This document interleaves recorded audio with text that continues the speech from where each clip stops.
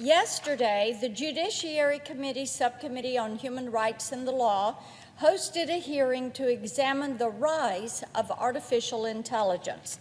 In the last few months, we have had a lot of conversations here about AI. And I'm grateful that we are looking at this issue. Although there are many areas where we disagree, our colleagues on each side of the aisle are paying close attention to this issue. I would encourage my colleagues to review the high points of yesterday's hearing because it truly demonstrated the scope of the challenge that we find ourselves facing. We fielded several firsthand accounts of how this technology can be weaponized against human beings in our homes and on a national scale. We heard from Jennifer DeStefano, who was the victim of an attempted AI kidnapping and extortion scheme. Scam artists used AI to clone her 15-year-old daughter Bree's voice, and then used this manufactured recording to try and extort $1 million in ransom. Fortunately, Jennifer was able to confirm that Bree was safe.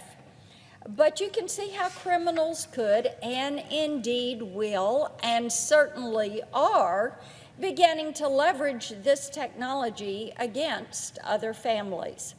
We also heard from Jeffrey Kane, an investigative journalist who has witnessed how destructive AI can be in the hands of oppressive governments. He has reported extensively on how the Chinese Communist Party is using AI to enhance their brutal surveillance state. According to one account, the CCP has used facial recognition to track the movements of Chinese citizens.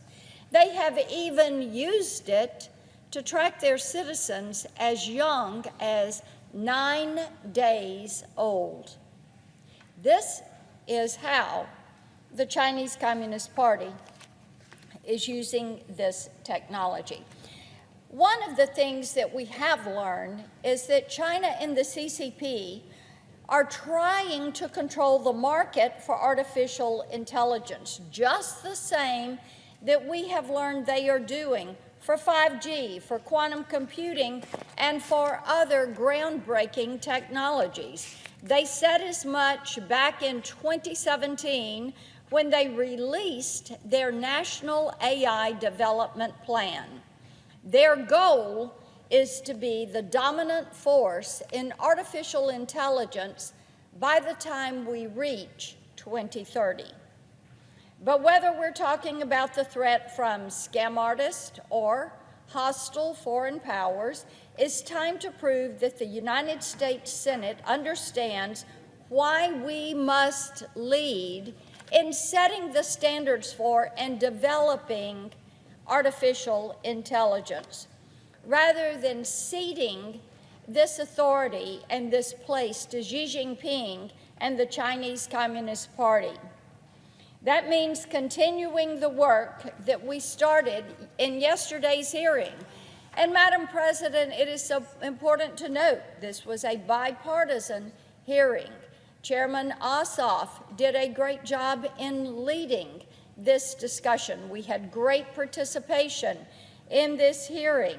And we have to continue to look at the uses of artificial intelligence. There are some for good, there are some for evil, which is what we heard so much about yesterday and how it impacts human rights. As we think about deploying AI on a broad scale, we need to focus on preserving the freedoms and the democratic values that we hold dear here in our country.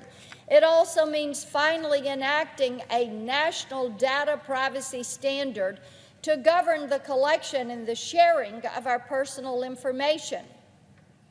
One of our witnesses, Alexandra Givens, mentioned that this needed to be done as a fundamental, foundational element before we begin to look at guardrails for AI. Giving individuals the ability to protect their virtual you, themselves and their information in the virtual space. This is something that as policymakers, we need to make sure that our existing laws can adapt to meet the challenge that is before us as we look at artificial intelligence. I yield the floor. I note the absence of a quorum.